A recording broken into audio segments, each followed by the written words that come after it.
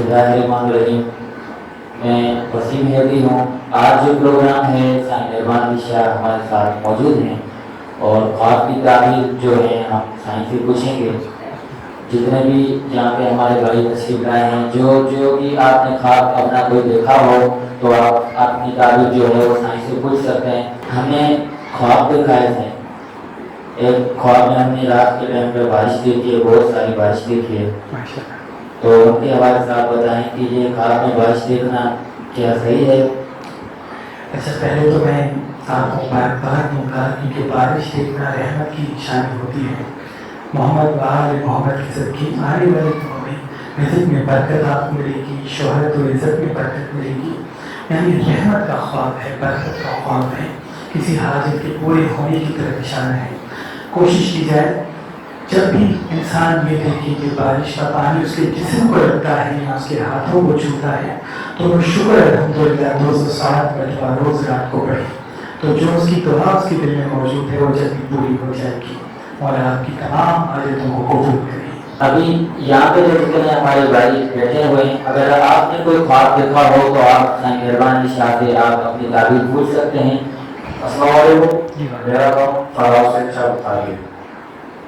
सही में तो आपने कहा में मछली खाना है, तो आपने मुझे बताया कि ये मछली खाना मेरे लिए बेहतर था या कोई और? अच्छा, पहले तो मैं आपसे अर्ज करूँगा कि हमारे शासन सदर सब्ज़वारी की तालीमात की रोशनी में अभी तकरीबन कुछ माह पहले हमने एक किताब भी पब्लिश करवाई थी ताबीर ख्वाब के हवाले से। उनमें कई अक़साम मछली के मतलब लिखे गए थे जो इमाम जाफर सादिक़ अलैहिस्सलाम से मंसूब थे। मछली का देखना दौलत के मिलने की तरफ इशारा होता है, किसी काम के होने की तरफ इशारा होता है, रिज़्क़ में फरावानी की तरफ इशारा होता है। लेकिन अगर मछली खा रहे हैं और उसका कांटा आपको लगता है तो ये इस बात की दलील होगी कि वो कोई काम आप करेंगे जिसमें आपको नुकसान मिलेगा। लेकिन अगर मछली खा लेते हैं और कांटा उनको नहीं चुभता तो उस बात की निशानी है कि रिज़्क़ भी मिलेगा और उसमें देर तक बरकत आपके साथ होगी। अभी हमारे पास जो है और भी भाई मौजूद है, वो उनको हम गुजारिश करेंगे कि आगे आएँ और साईं से अपनी ख्वाब की ताबीर पूछें।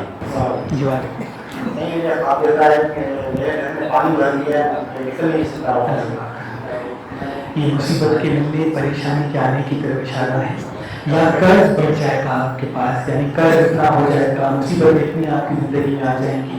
वो रिज़्क़ के हवाले से भी हो सकती है, बीमारी के हवाले से भी हो सकती है।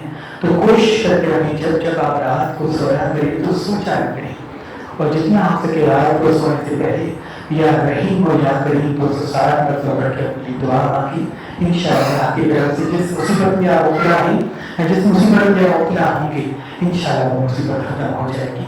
और रोज़ की कोशिश करके आधा घंटा 1 घंटा रोज़ जाया करें। अल्लाह आपको बात करें।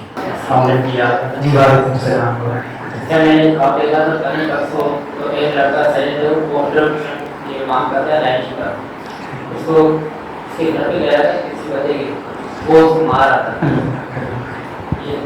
यानी आपके घर में झगड़ा होगा और आप उस झगड़े को देखेंगे, आप उस झगड़े को देखने के बाद उसमें मुबतला हो जाएंगे, यानी झगड़ा किसी को और का होगा लेकिन आप बीच में फंस जाएंगे।